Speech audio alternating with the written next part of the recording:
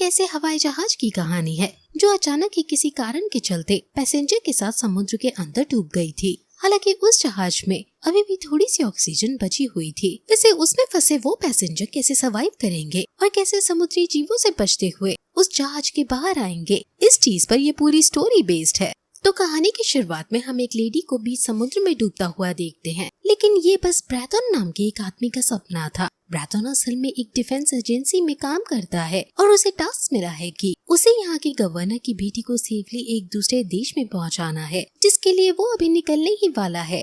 वैसे अभी उसने सपने में जिस लेडी को देखा वो असल में उस गवर्नर की वाइफ थी, जिसे वो प्रोटेक्ट नहीं कर पाया था। इस वजह से उसे हमेशा से उस बात का दुख है। वैसे जिस लेडी की प्रोटेक्शन के लिए वो जा रहा है उसका नाम आवा है। तो अब वो वहाँ एयरपोर्ट पर पहुँचता है। यहाँ हम देखते हैं कि अभी आवा अपने दोस्त जेट और काइली से बात कर रही थी। तभी ब्रैथन वहाँ आता है और उसे देखकर जेट और काइली थोड़े से उदास हो जाते हैं, क्योंकि वो नहीं चाहते थे कि एक ओल्ड मैन उनके साथ है। लेकिन अब आवा कहती है कि वो कुछ नहीं कर सकती, क्योंकि उसके फादर कभी उसे बिना सेफ्टी के कहीं नहीं जाने देंगे। वैसे अब वो लोग प्लेन में आकर बैठे हैं, जहाँ प्राइवेसी के लिए जेट के लिए और आवा तीनों ही लास्ट में जाकर बैठे थे। वैसे यहाँ आने पर आवा ने एक बहुत अजीब चीज नोटिस की थी कि जो फ्लाइट हमेशा फुल होकर जाती है उसमें आज बहुत कम पैसेंजर हैं, पर वो इस चीज को इग्नोर करती है और अब कुछ देर में फ्लाइट उड़ना शुरू कर चुकी थी। अभी हवा में फ्लाइट थोड़ी सी हिल रही थी, जो कि नॉर्मल बात है, लेकिन कुछ देर बाद वो और ज्यादा हिलने लगती है, जो देखकर सभी पैसेंजर्स घबरा जाते हैं।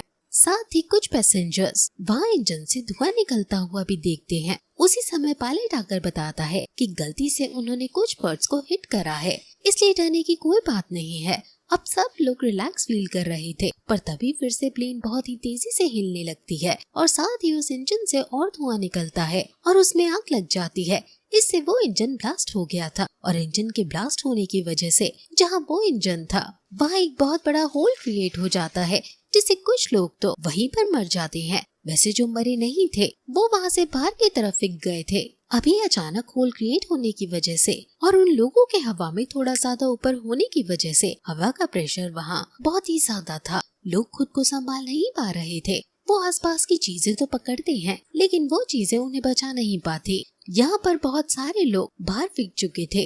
तभी वो प्लेन नीचे की तरफ गिरने लगता है और सीधा जाकर पानी में क्रैश होता है। वो पानी में नीचे की तरफ जाते जा रहे थे, लेकिन एक सर्टेन पॉइंट पर आकर वो एक चट्टान में अटक कर रुक जाता है। लेकिन वो बहुत क्रिटिकल सिचुएशन में था।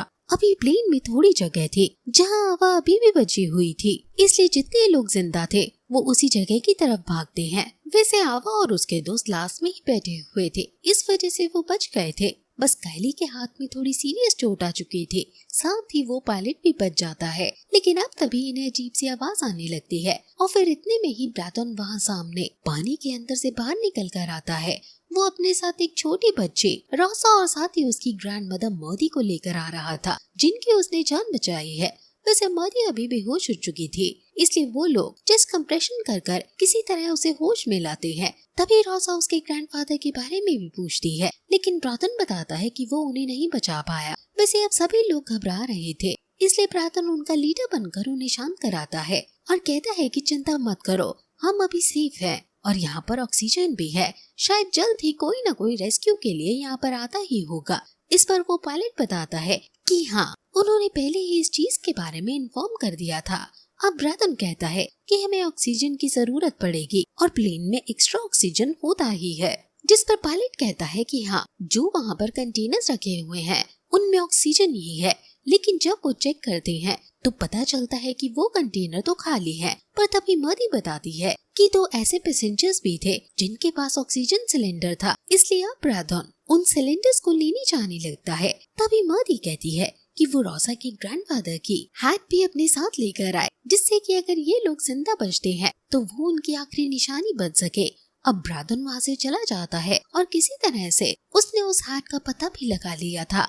हालांकि सिलेंडर वगैरह सब मिलने के बाद जब वो बाहर उस होल की तरफ जा रहा था, तब वो ये चीज नोटिस नहीं करता कि खिड़की के बाहर कोई चीज तैर रही है। वो उस होल के पास आता है और इतने में ही एक शार्क उस पर हमला कर देती है। वो शार्क उसे बाइट करने की कोशिश कर रही थी, लेकिन ब्रैथन खुद को बचा रहा था। यहाँ इस तरफ ये लोग भी डर गए थे, क्योंकि पानी में बुलबुले उठ रहे हैं, ये समझ चुके थे कि वहाँ कुछ गड़बड़ है, पर तभी अचानक से पानी के अंदर से ब्रैडन बाहर निकल कर आता है। उसे बहुत चोट आई थी, पर वो यहाँ पहले उस ऑक्सीजन सिलेंडर को और उस हैट को उन्हें देता है और अब इसके बाद वो आवा से माफी मांगता है और फिर तभी अचानक से बाहर वो शार्क उसे पीछे खींच लेती है। आखिर में ये लोग वहाँ शार्क की उस पूंछ को नोटिस कर लेते हैं। इससे वो समझ जाते हैं कि ब्रैडन किसी तरह सिर्फ ये चीजें उन्हें देने के लिए यहाँ तक आया था। वो खुद भी जानता था कि वो बच नहीं पाएगा। वैसे तो ये लोग घबरा गए थे, लेकिन ब्रैडन की बहादुरी की वजह से इन लोगों ने होप नहीं खोई थी। ये पीछे एम्प्लॉय वाले एरिया में आ जाते हैं, जहाँ अभी के लिए ये सेफ थे। तभी मदी बताती है कि वो एक डॉक्टर हुआ करती थी, इसलिए उसे अच्छी खासी नॉलेज है। जिसके बाद वह एक हेलीकॉप्टर रेस्क्यू ऑपरेशन के लिए आ रहा था। उन्हें बहुत स्ट्रिक्ट ऑर्डर मिले हुए थे कि उन्हें किसी भी तरह से उस प्लेन का पता लगाना है, क्योंकि उसके अंदर गवर्नर की बेटी बैठी हुई है। पर जहाज पानी के अंदर है, इसलिए इतनी आसानी से उसका पता नहीं लगाया जा सकता। वैसे यहाँ पानी के अंदर जहाज थोड़ी थोड़ी हिल रही थी और साथ ही पानी में लाल रंग फैल रहा था। इससे ये लोग समझ चुके थे कि जो बाकी पैसेंजर्स की डेड बॉडी है, शार्क उनके लिए जहाज के अंदर घुसने की कोशिश कर रही हैं और वही जहाज के पार्ट से टकरा रही हैं। लेकिन इससे वो लोग और ज्यादा डरने लगते हैं, क्योंकि अगर ऐसा हुआ तो वो और नीचे खाई में गिर जाएंगे। अब ऐसा ही होता है। अचानक से वो जहाज पानी में और नीचे गिरने लगता है, लेकिन कुछ पत्थर खिसकने की वजह से जहाज एक बार फिर अटक चुका था। ये लोग खुश थे, लेकिन पानी का लेवल थोड़ा सा बढ़ चुका था। इसका मतलब ये ज्यादा देर तक यहाँ पर सरवाइव नहीं कर पाएंगे। अब इन्हें यहाँ से निकलना था, लेकिन उस शार्क से बचकर निकल पाना बहुत मुश्किल है। तभी रोसा डरते हुए कहती है कि उसने स्कूल में पढ़ा था कि शार्क्स को बबल्स पसंद नहीं है। वो लोग बबल उस ऑक्सीजन सिलेंडर से तो क्रिएट कर सकते हैं, लेकिन अभी वो पानी के बहुत नीचे हैं, इसलिए ऊपर जाने तक उन्हें बहुत सी ऑक्सीजन की जरूरत पड़ेगी। इसलिए ऑक्सीजन वेस्ट करना एक बेवकूफी भी हो सकती है। हालांकि तभी वो लोग याद करते हैं कि उनके साथ जो पैसेंजर्स थे, उनमें से कुछ लोगों के पास स्विमिंग सूट्स भी थे, इसलिए वो स्विमिंग सूट उनसे ले सकते हैं। वैसे वहाँ बाहर जब हेलीकॉप्टर समुद्र से ऊपर निकल रहा था, तभी उसे प्लेन के पार्ट्स देखते हैं। इससे वो समझ जाते हैं कि प्लेन यही डूबी थी। इसलिए अब वहाँ से 2 डाइवर्स नीचे भेजे जाते हैं। एक डाइवर प्लेन को देख लेता है और उसकी खिड़की तक पहुँचता है, जहाँ ये लोग भी खिड़की से उसे देख लेते हैं। हालांकि तभी उस डाइवर के पीछे वो शार्क आ चुकी थी। ये लोग उसे वार्न करते हैं, लेकिन जब तक वो डाइवर पीछे मुड़कर देखता है, तब तक बहुत देर हो चुकी थी। वैसे इन लोगों को पता था कि एक और डाइवर यहाँ पर आया है, लेकिन कुछ देर तक जब वो प्लेन के अंदर नहीं आता तो ये समझ जाते हैं कि वो भी मारा जा चुका है। वैसे वहाँ बाहर हेलीकॉप्टर पूरे दिन से समुद्र में इनकी जहाज को ढूंढ रहा था। इस वजह से उसका फ्यूल खत्म हो चुका है। अब वो लोग वहाँ से लौटने लगते हैं। हालांकि उन्हें अब कोऑर्डिनेट्स पता है, इसलिए बैकअप के पहुँचने में टाइम नहीं लगेगा। वैसे यहाँ जहाज में आवा सोचती है कि अगर सच में वो डाइवर मारा गया है तो अभी उसका ऑक्सीजन सिलेंडर जहाज के अंदर ही होगा, इसलिए अब वो उसे ढूंढने आगे बढ़ने वाले थे। पर इतने में ही जेट का पैर स्लिप हो जाता है। अब जेट वहाँ पानी में दिखाई नहीं दे रहा था, इस वजह से वो सभी डर गए थे।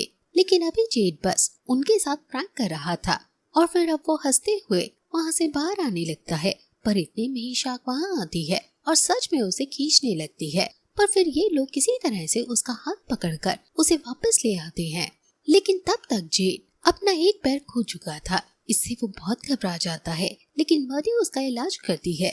वो किसी तरह से उस खून को बहने से रोक देती है। लेकिन जेट बहुत दुखी था, क्योंकि अब वो मैराथन में नहीं दौड़ पाएगा। वैसे अब जो स्विमिंग सूट्स थे वो वहाँ लगेज एरिया में रखे हुए हैं और इसके लिए अब आवा एक लाइट लेकर वहाँ पर जाती है। हालांकि वहाँ पानी भरा हुआ था, लेकिन फिर भी वो बैग ढूंढने की कोशिश कर रही थी। जिस चीज में वो ये नोटिस नहीं कर पाती कि वहाँ और कोई भी है, ये एक ऑक्टोपस था जो लाइट देखकर उस पर हमला कर देता है। वैसे आवा ने अब लाइट बंद कर दी थी, इसलिए बाकी सभी घबरा रहे थे। पर तभी आवा वहाँ से बाहर आ जाती है। वो बैग्स भी अपने साथ ले आई थी, लेकिन उसके अंदर सिर्फ 4 ही सूट्स थे। अब तभी वो लोग नोटिस करते हैं कि जेट नहीं बच पाया है। ये देखकर आवा बहुत परेशान हो गई थी।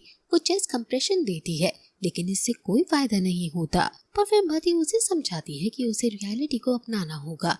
लेकिन अब इतने में ही वो प्लेन फिर से हिलने लगता है। पर फिर वो एक बार और अटक जाता है, मगर इतना सा हिलने की वजह से उनके जहाज में और ज्यादा पानी आने लगा था। इसका मतलब अब वो और देर नहीं कर सकते, उन्हें यहाँ से निकलना ही होगा। अब तभी कायली कहता है कि बचपन में उसके साथ एक कोइंसिडेंस हुआ था, जिसके बाद से वो तैरने से डरता है, इसलिए वो साथ नहीं आएगा क्योंकि वो वैसे भी डूब जाएगा, जिससे उन्हें ही प्रॉब्लम होगी। लेकिन आवा और रोसा उसे समझाते हैं, जिसके बाद कायली मान गया था। हालांकि जब वो लोग चेंज कर रहे थे तभी मर्दी फैसला करती है कि वो यहीं रुकेगी, क्योंकि वैसे भी वो बुढ़ी है, जिस वजह से वो तैर नहीं सकती और सूट भी सिर्फ 4 ही है। अब यहाँ जीत को गुड बाय कहकर सभी लोग वहाँ पानी में आ चुके थे। वैसे वो जहाज अभी भी हिल रही थी और कभी भी डूब सकती है, इसलिए यहाँ मर्दी आवा से पहले रोजा को ले जाने को कहती है। आवा तुरंत ही रोजा को आगे लेकर आती है, लेकिन उसी दौरान वो लोग शार्क को नोटिस करते हैं। पर तभी आवा उस छोटे वाले सिलेंडर का यूज करती है जो उस स्विम सूट के साथ लगा था। इससे उसके अंदर से बबल्स निकलते हैं और शार्क डरकर भाग जाती है। वैसे अब कायली और वो पायलट भी वहाँ से बाहर आ गए थे।